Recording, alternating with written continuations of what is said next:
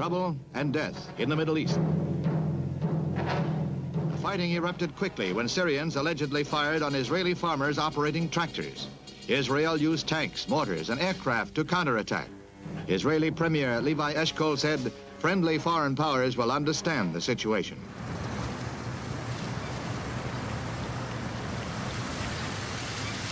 In May 1967, the leaders of the Soviet Union took a step that would change the map of the Middle East. The losers would be their own allies. It all began with a false report from Soviet intelligence. Anwar Sadat, Speaker of the Egyptian Parliament, was in Moscow for talks with Soviet Prime Minister Kosygin. It was a routine trip. Egypt was now firmly in the Soviet camp.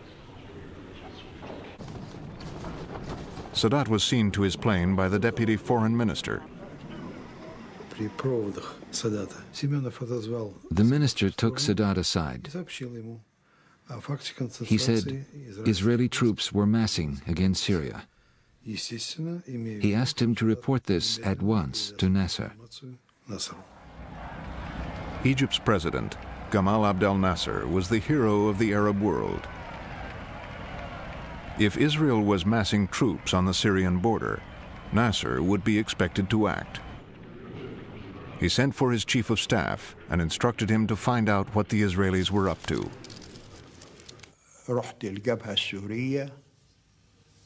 I went to the border between Syria and Israel. I found nothing unusual. So I asked to see the latest aerial photos of the border area. They showed me photos from the previous day and the day before that. I studied them, but I still found nothing.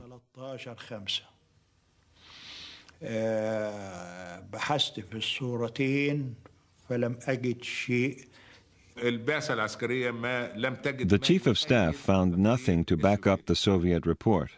But then the Soviet ambassador came back to us. He said Soviet intelligence had reconfirmed their report. Israeli troops really were massing on the Syrian border, and the situation was very dangerous.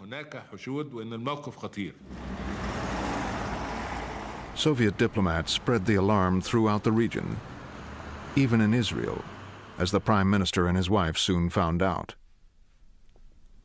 It was 2:30 in the morning. A secretary came in looking sleepy. He said, "The Soviet ambassador is down in the lobby. He's all dressed up, very formal, and he insists on seeing the Prime Minister right now." I said to Eshkol, "Let's receive him in our pajamas."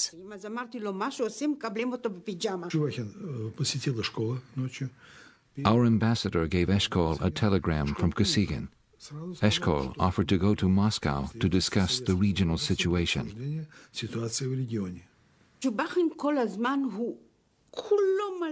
The ambassador was angry.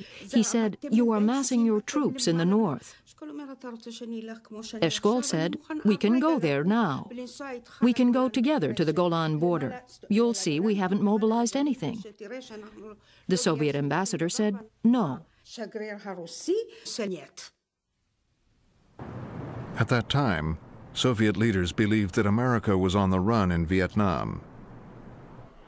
Some in the Kremlin now sought to weaken America's influence in the Middle East, even at the risk of another regional war.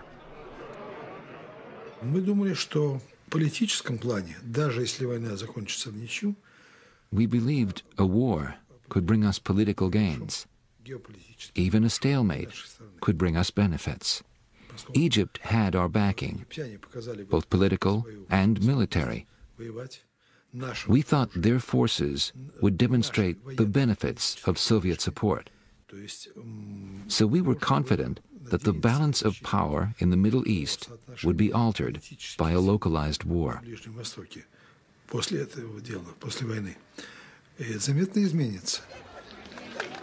In Cairo, Nasser had put his armed forces on alert the moment he received the Soviet report. If Moscow's plan was to provoke a war, it seemed to be working.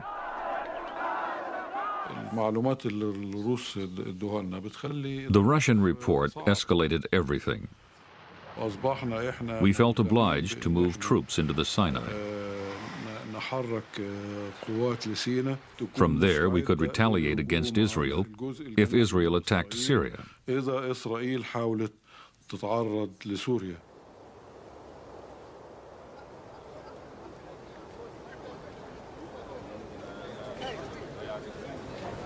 Abdul Nasser did not want a war with Israel. Abdul Nasser was thinking of his image in the Arab world. So he put on a show of strength using the armed forces. Marshal Amir wanted to attack Israel right away.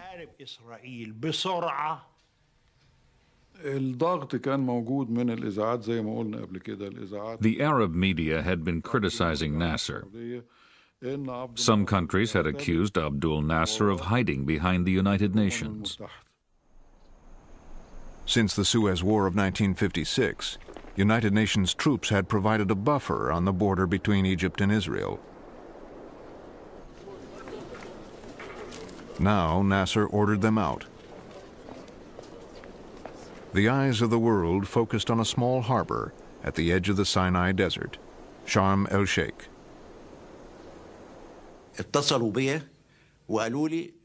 Headquarters wanted to expel the UN troops from Sharm el-Sheikh. I told them, if we do that, Egyptian troops will have to take over at Sharm el-Sheikh. We will then be obliged to close the Straits of Tiran. That will mean war. A blockade at the Straits of Tiran by Egypt could lead to war because the straits at the foot of the Gulf of Aqaba controlled Israel's only trade route to the eastern half of the world. Nasser, in the name of Arab solidarity, was going on the offensive.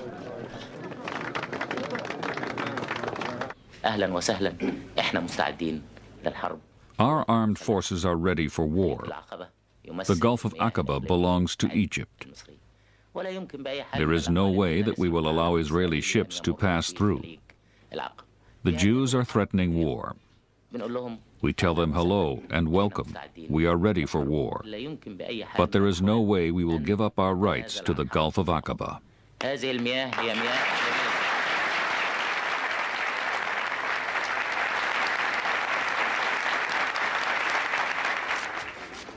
In Israel, the people prepared to defend themselves. Their prime minister, Levi Eshkol, summoned his cabinet and military commanders.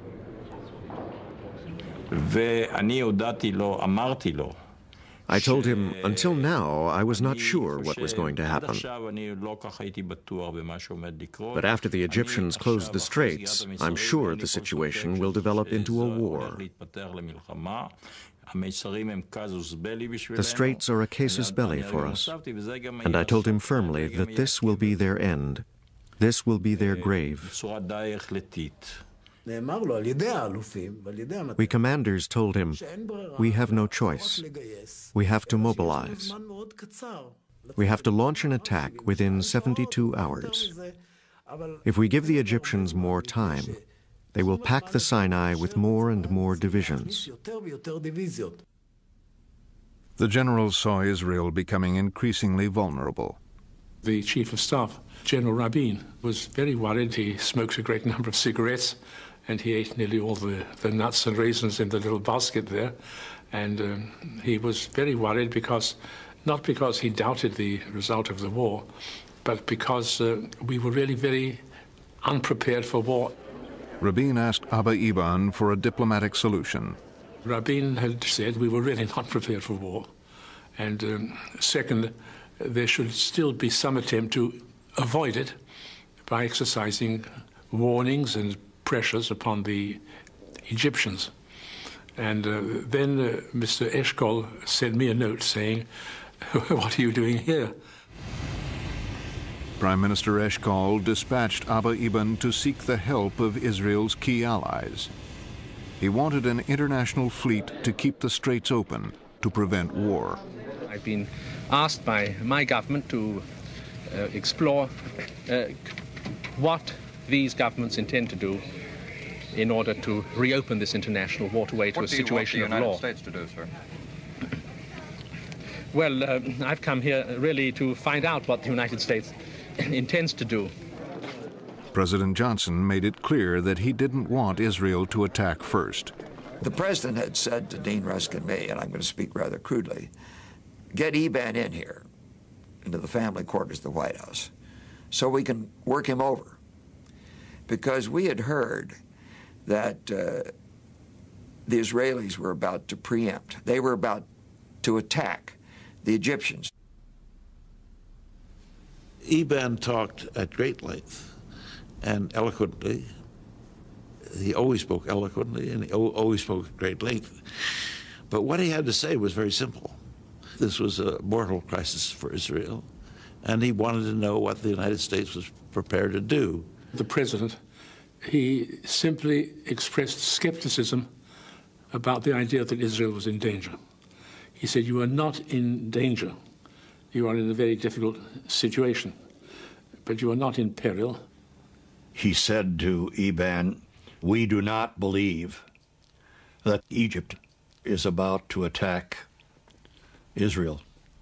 Moreover, if it does, you'll lick them. To make the point, President Johnson asked for the Defense Department's assessment of the likely outcome of a Middle East war. We had concluded that if Israel preempted, they could win clearly in a period of about 7 days, as I remember. We had also estimated that if they did not preempt and Egypt attacked first, that it would take somewhat longer, perhaps 10 to 14 days. Then the president took out a piece of paper and started reading from it as though this was some kind of a sacred text. And what this document said was, Israel will not be alone unless it decides to be alone. If you go alone, you'll stand alone. That was a very cold-blooded statement. We will not come to your defense if you preempt. We cannot come to your defense if you preempt. As Israel received its warning in the White House, an Egyptian delegation was heading towards the Kremlin. We didn't even see Moscow. We were driven in cars with the curtains drawn, straight into the Kremlin. The Egyptians were self-assured. Shams Badran exuded confidence. He said that if war came, the Egyptian military could handle it. In fact, he described the army like a wild horse, raring to go. But the Soviets warned the Egyptians not to be seen as the aggressors. Prime Minister Kosygin said, "Tell Nasser, if he strikes first, he will escalate the conflict. He will provoke the superpowers. America will not stand aside." I said, we understand, but closing the straits isn't an attack on America. The Soviets made it clear they meant what they said. We asked about the arms contracts we had with them. We asked if they would hurry things up, especially some spare parts we needed for our planes. We could have taken them with us in a bag. They were always asking for arms. Every high-level delegation would ask for arms, including Badran. They did not refuse to supply the arms, they just claimed they had none. I was really shocked. I thought, how can our Soviet friends treat us like this? War was at our doorstep. Nasser got the message. The Soviets would back him only if he did not appear to be the aggressor. His commanders were instructed to stay on the defensive ready to absorb an Israeli attack. The Air Force chief jumped up. He said it will be crippling. He said, "Mr. President, the first strike will be crippling." He said it in English. He meant that a first strike by Israel would cripple our Air Force. The commander-in-chief told him, "If you let them strike first, you will fight only Israel. But if you strike first, you will have to fight Israel and America." But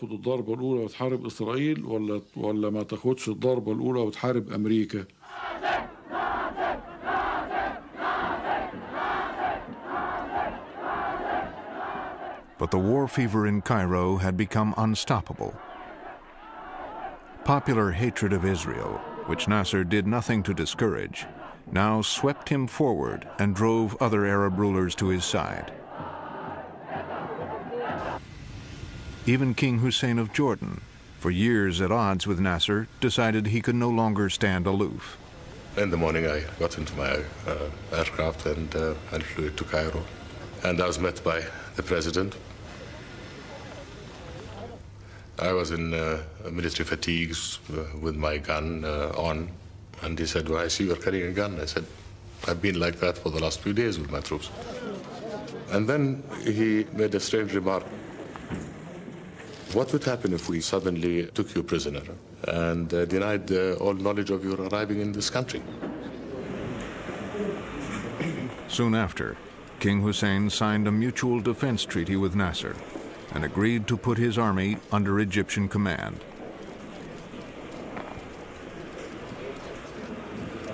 We were on the verge of a war. Therefore, any reservations I had in the past to any troops coming into Jordan were removed as far as I'm concerned. So Israel faced the prospect of war on three fronts: from Jordan in the east, from Syria in the north, and from Egypt in the south. That was the time when Auschwitz came up. It never happened before.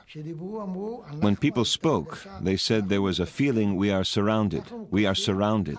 No one will help us. No one is helping us. And God forbid if the Arab armies invade us, they'll kill us all.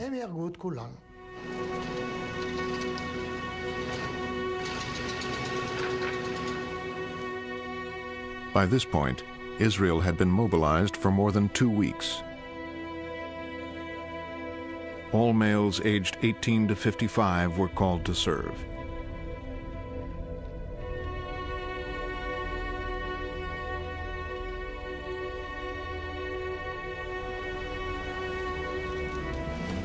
Most vehicles were requisitioned. Most factories closed. Israel could not stay fully mobilized for long. But still, Prime Minister Eshkol waited for the international community to do something. He came to military headquarters to remind his generals of America's warning. Israel must not go it alone.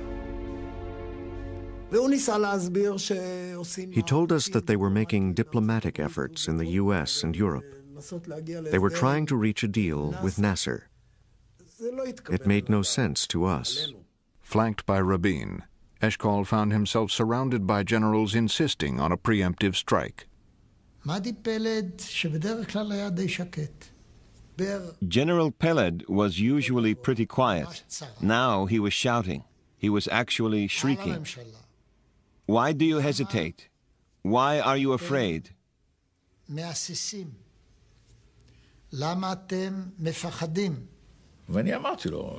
I said, "Eshkol, you have the best army since King David. If you don't attack, you will never be forgiven. If you do, you will be the conquering hero." To regain the confidence of his generals, Prime Minister Eshkol appointed a new Minister of Defense, Moshe Dayan, hero of the 1956 Suez War. Because the number of their forces is bigger than ours, but still I hope that we can make it, but much depends, very much depends, upon where the battle is. The generals also asked for another envoy to be sent to Washington. The Prime Minister agreed.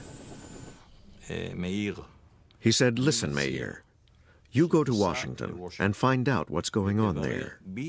Are the Americans organizing a naval task force? Is anybody going to do anything?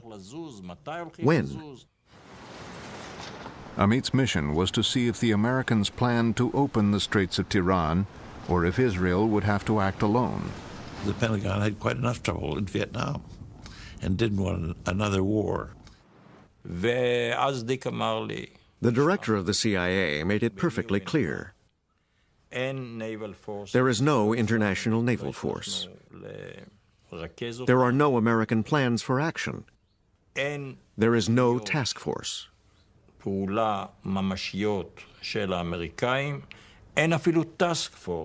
So the head of the Mossad, Israel's intelligence agency, called on the Secretary of Defense. I said to him, "You know our situation. I am here on the instruction of my Prime Minister." He was doing most of the talking. I did ask one or two questions. At the meeting, I realized that America, because of Vietnam, was unwilling to act alone, and they did not succeed in organizing the international naval force. Also, Eisenhower made a commitment to Israel about the Straits in 1956, so America would no longer oppose Israel acting on its own. I was friendly during my discussion and friendly as he left, but he didn't ask for answers, he got no answers. Amit raced back to Israel to report to the Prime Minister and the Cabinet not to expect international help. I gave a detailed account of my trip to Washington, and I said, "I recommend we launch the war as soon as possible." Not one of the ministers disagreed.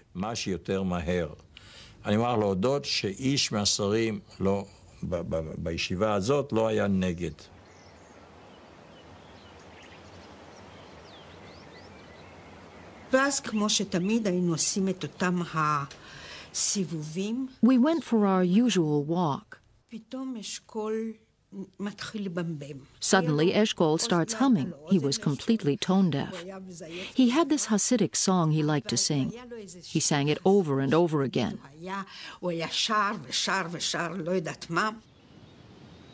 The rabbi has told us to enjoy ourselves because hard times are coming.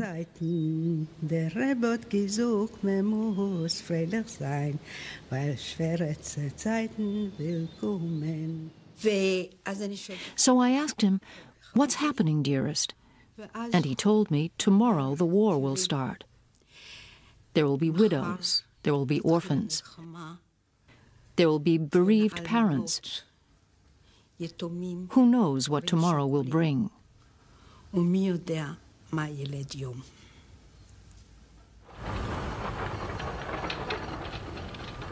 generals chose the morning of June 5th for the attack.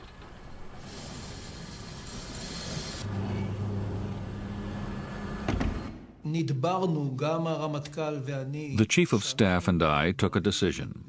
On the night of June 4th, we would sleep at home. The tom-toms in Israel work like in the jungle. If the Chief of Staff and Air Force Chief both come home, word gets round that tomorrow is going to be quiet. That was the commander's bedtime message.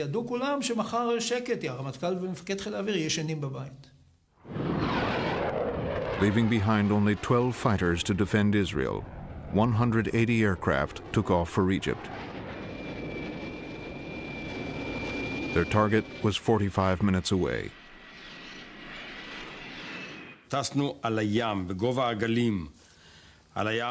We observed total radio silence. We flew at the height of the waves for about 15 minutes. We flew low over the sand dunes. We crossed the Suez Canal at Kantara and entered the delta. As we flew over the delta, farmers waved to us. They probably thought we were Egyptian. Most of the Israeli squadrons flew out to sea far to the west. They had extra fuel tanks to enable them to approach Egypt's air bases from an unexpected direction. That was the longest 45 minutes in my life. The hands on my watch didn't seem to move. They went very slowly. As the Israeli bombers approached their targets, the Egyptians received a coded message from Jordan. They spotted Israeli planes heading towards us. So they sent us a signal from their radar base to warn us. The signal was in code. Our codes had changed the day before, and we had real trouble decoding it. The Ministry of Defense asked the air defense people what they had done with the signal they had received. It had the code word grape. They replied, "What signal?" At exactly 07:45, we pulled up to 6,000 feet. I looked down and saw the MiGs glinting on the edges of the runway. The pilots were sitting inside the cockpits. I knew we had caught them by surprise.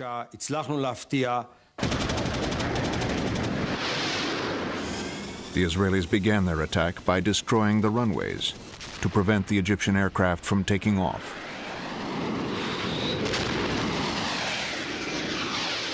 The few that did get off the ground were no match for the Israeli fighters.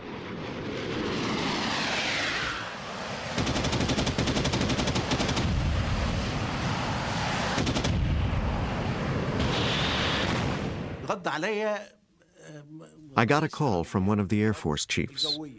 He said, "Nofel, Nofel." I said, "Yes, sir." He said, "Our airfields are being attacked." I said, "What the hell are you talking about?" He said, "Our airfields are being attacked." I said, "Our airfields?" He said, "The airfields in the Sinai are being attacked." I said, "All the Sinai airfields? Tell me it's not true." And he said, "Believe me, all the airfields are being attacked." I hung up. The phone rang again. It was another commander. He said, "We're being attacked."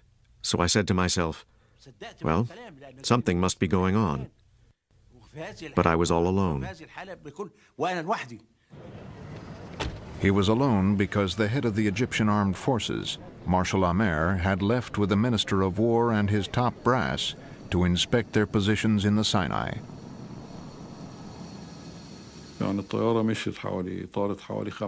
10 minutes after takeoff, we heard about the Israeli attack. We turned round and flew back.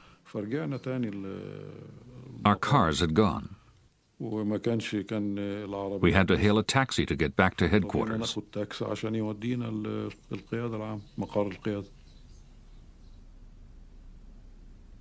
By the time Marshal Amer's taxi got him back to headquarters, Egypt's Air Force was destroyed.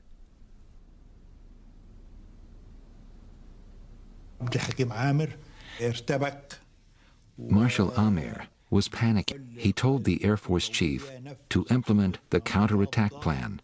The Air Force chief replied, "How can I? I have no aircraft."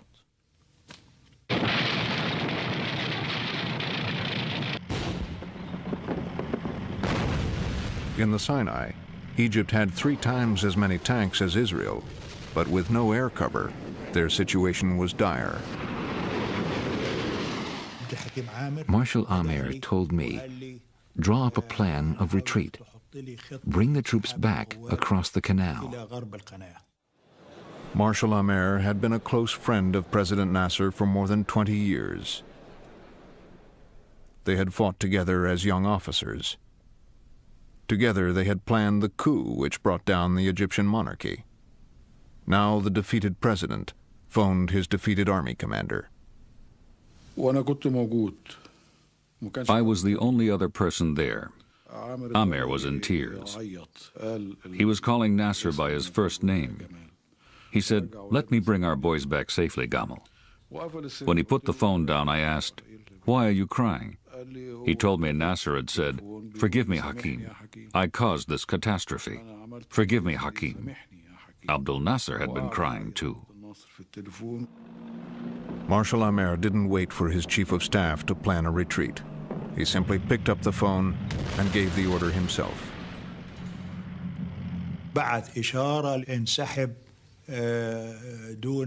The order was withdraw back across the canal. Leave the artillery behind.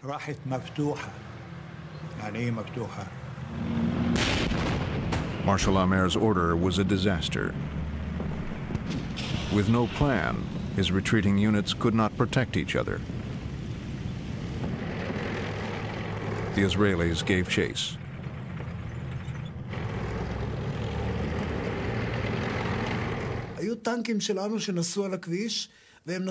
Our tanks had Egyptian tanks in front and behind them. We attacked them from the ground and from the air. Thousands were destroyed. They were all burning. It was a terrible sight. 338 Israelis were killed. But the Egyptian dead numbered 15,000.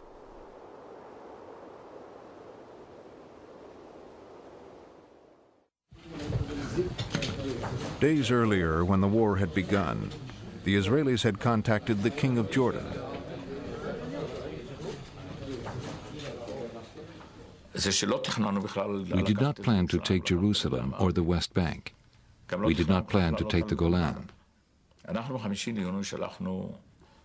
On the 5th, we sent a telegram through the Americans to King Hussein, telling him that the war was between us and the Egyptians. If Jordan stayed out, nothing would happen. But at about 10:30, he started shelling Jerusalem.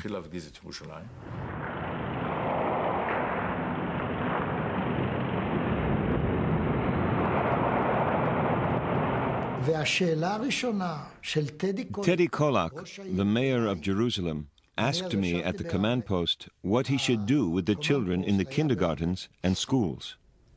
הוא שואל מה אנחנו עושים עם הילדים בגנים ובבתי הספר. In the command post, we looked at each other. We said, "This is not nice. We'll take on Hussein." The deputy chief of staff called me. He said, "Uzi, you are authorized to enter the old city. You have to be quick and use your head."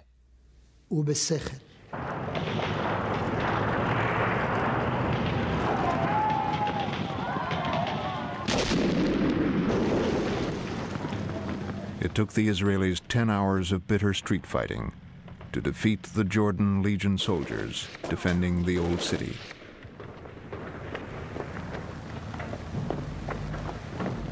Once the troops had broken through to the Wailing Wall, keeping the city united under Israel's rule became the basic goal of the government.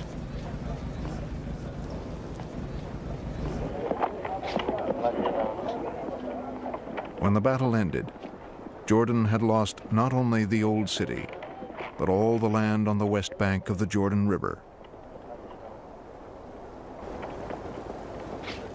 I went out to the front and I could see people crossing over in small groups, very tired. You know, all the years that I had spent since 1953 trying to build that country and build that army, all the pride, all the hopes, I saw it just destroyed. I never received a more crushing blow than that.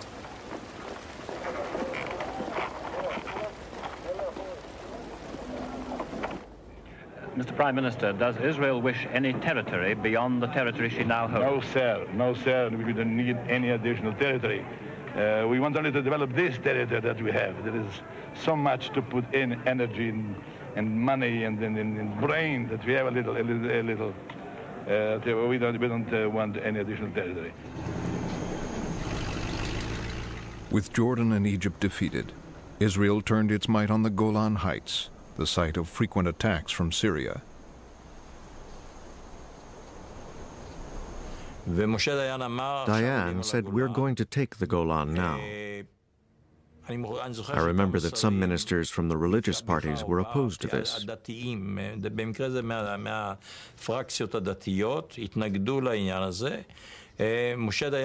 Dayan was adamant. He said, "We're not going to lose time.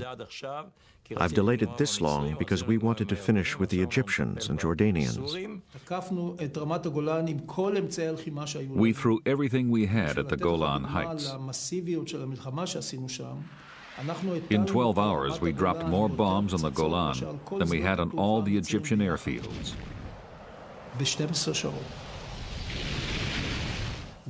Rockets, bombs, napalm, everything we had. The whole war had been sparked by a false Soviet report of a threat to Syria. Now that Israel was actually attacking Syria, the Soviets were forced to react. Word came through the hotline was up, and I didn't know what it was about because I thought that the war was pretty well over. Nevertheless, I went back immediately to the White House. The usual suspects were there, McNamara and the rest. And we had a rather hairy message from the Russians. The Soviets made very clear they would intervene militarily. And very likely they would not only turn Israel back from its attack on Syria, but they would join Syria in an effort to deal a mortal blow to Israel. It was a very, very dangerous situation. The Soviets did not seem to be bluffing. Strategic Bomber Command in the Ukraine had received orders to prepare 4 squadrons to fly to the battle zone. It was all arranged in a great hurry.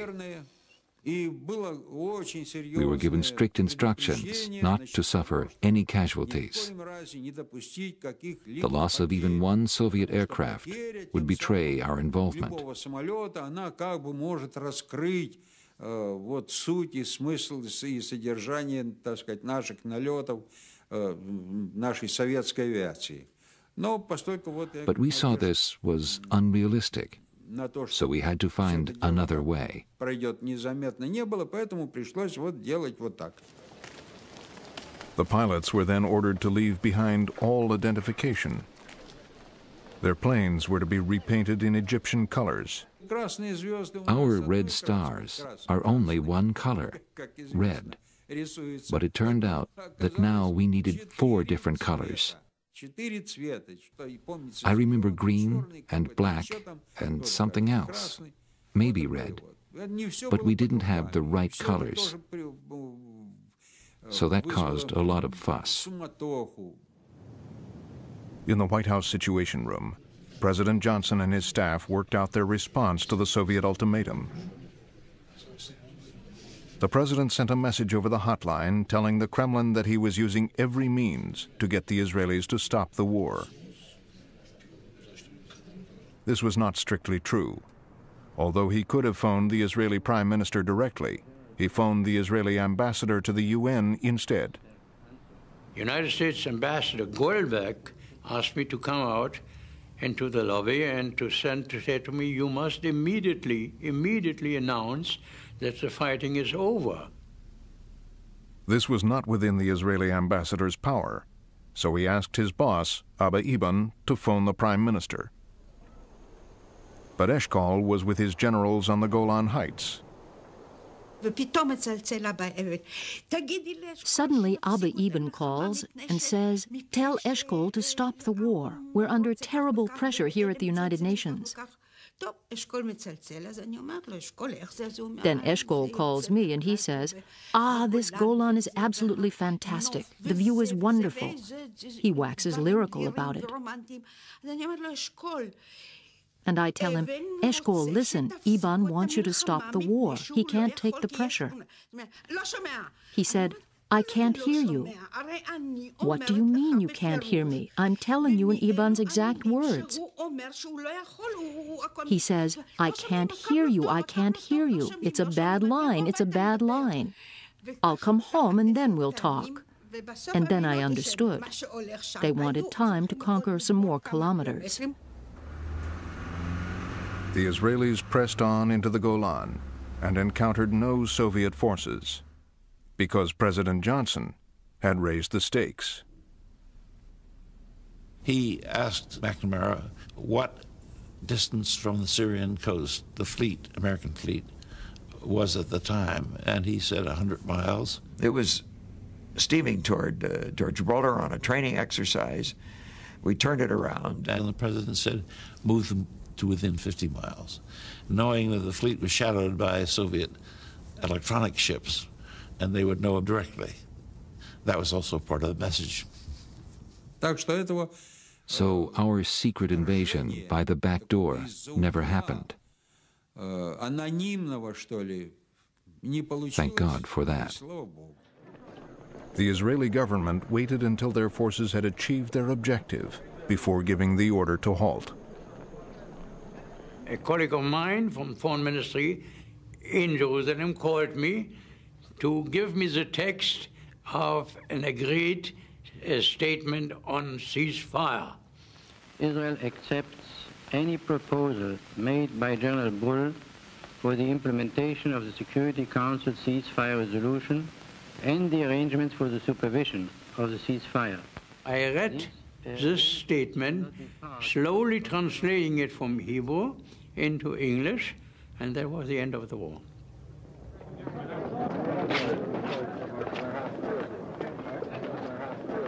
In 6 days, the armed forces had quadrupled the territory Israel controlled.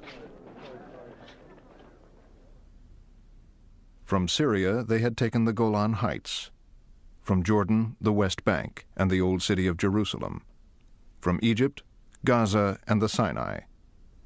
With so much land to trade, Israel had its best chance ever for peace.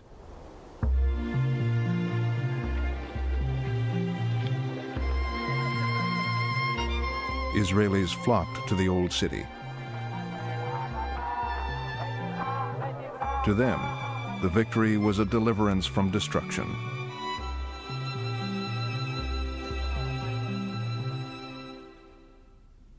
The Israeli cabinet was determined to hold on to Jerusalem and, for the time being, the West Bank.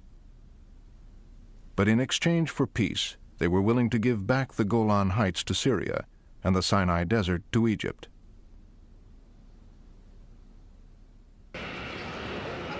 The foreign minister told the Americans of Israel's offer. When I presented these to a meeting headed by Dean Rusk and Goldberg and Sisko, in general they were astonished by the fact that we were clearly not in a mood of annexation.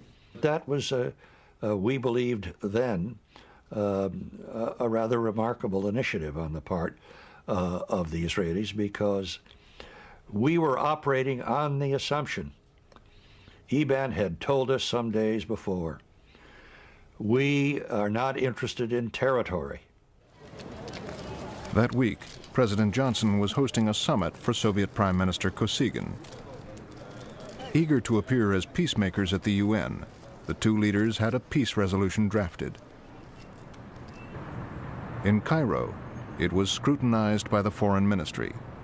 This was another turning point in the Arab-Israeli conflict. We concluded that this proposal was the best we were likely to get. We advised the foreign minister to accept it. The minister looked at it differently.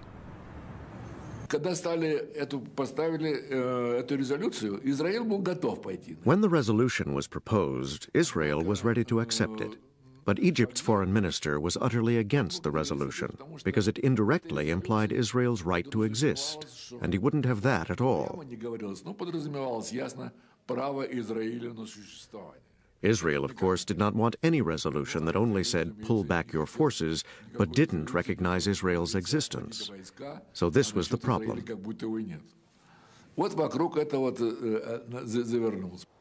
But recognizing Israel was not on Nasser's agenda. Following Egypt's defeat, he had more immediate problems at home. Abdul Nasser said, "We've lost. There is no point in staying on. I shall resign."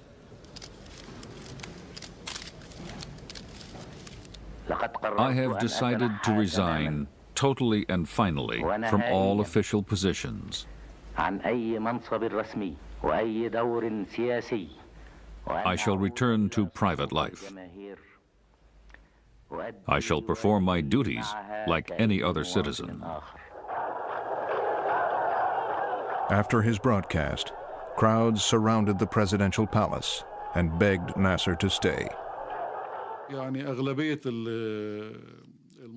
Most of the demonstrations were genuine.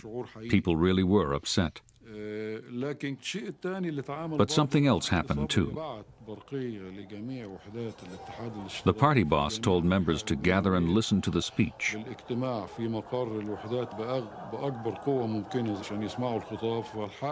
After the speech, they took to the streets and chanted, "We want Nasser, no leader but Nasser." Nasser stayed on as president. His old friend Marshal Amer became the scapegoat. He refused to resign, so Nasser had him arrested. He died in custody. It was said in Cairo he was suicided. Shortly after, Nasser rejected the Soviet-American peace plan. Nasser could not bring himself to accept the peace plan. He was a hero to the Arabs. He couldn't be seen negotiating with the Israelis. 3 months later, Arab leaders met to formulate a unified policy towards Israel. Nasser, still the idol of the Arab world, was subdued. I found him a different man. I noticed from the outset that he felt a great sense of guilt. The Arabs agreed to reject any compromise with Israel. The decision by the Arab countries not to negotiate with Israel, not to make peace with Israel, and not to recognize Israel. With no recognition, no negotiation, and no peace, it was only a matter of time before war would break out again.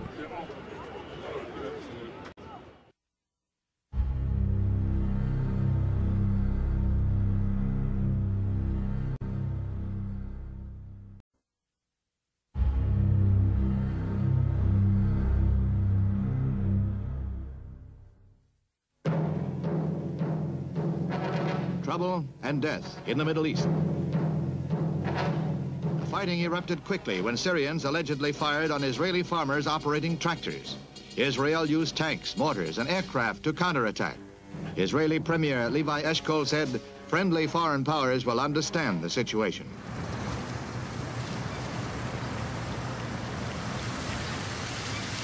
In May 1967, the leaders of the Soviet Union took a step that would change the map of the Middle East. The losers would be their own allies. It all began with a false report from Soviet intelligence.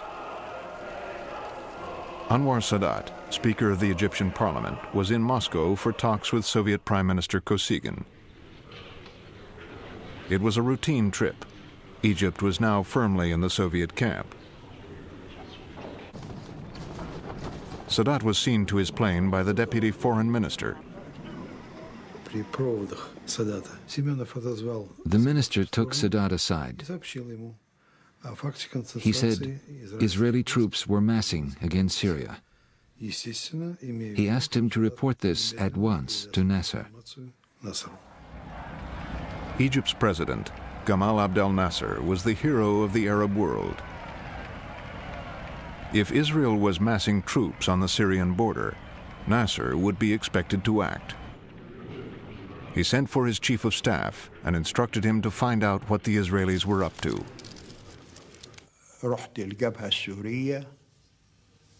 I went to the border between Syria and Israel. I found nothing unusual. So I asked to see the latest aerial photos of the border area. They showed me photos from the previous... Down in the lobby. He's all dressed up, very formal, and he insists on seeing the Prime Minister right now. I said to Eshkol, let's receive him in our pajamas.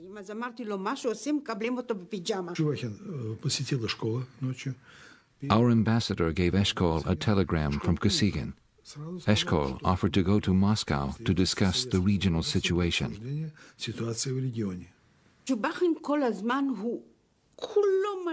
The ambassador was angry. He said, "You are massing your troops in the north." Eshkol said, "We can go there now. We can go together to the Golan border. You'll see we haven't mobilized anything." The Soviet ambassador said, "No." At that time, Soviet leaders believed that America was on the run in Vietnam. Some in the Kremlin now sought to weaken America's influence in the Middle East. This day and the day before that, I studied them, but I still found nothing.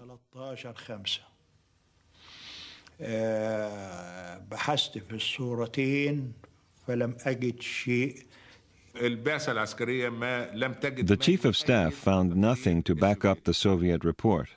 But then the Soviet ambassador came back to us. He said Soviet intelligence had reconfirmed their report. Israeli troops really were massing on the Syrian border, and the situation was very dangerous. Soviet diplomats spread the alarm throughout the region, even in Israel, as the Prime Minister and his wife soon found out. It was 2:30 in the morning. A secretary came in looking sleepy. He said, "The Soviet ambassador is down." Even at the risk of another regional war.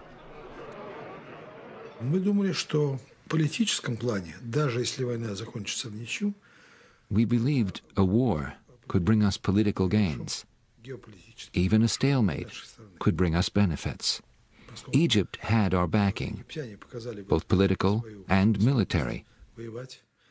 We thought their forces would demonstrate the benefits of Soviet support. So we were confident that the balance of power in the Middle East would be altered by a localized war.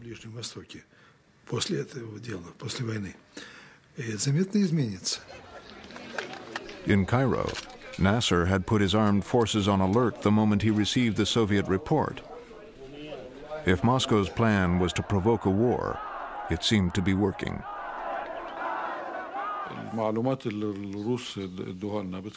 The Russian report escalated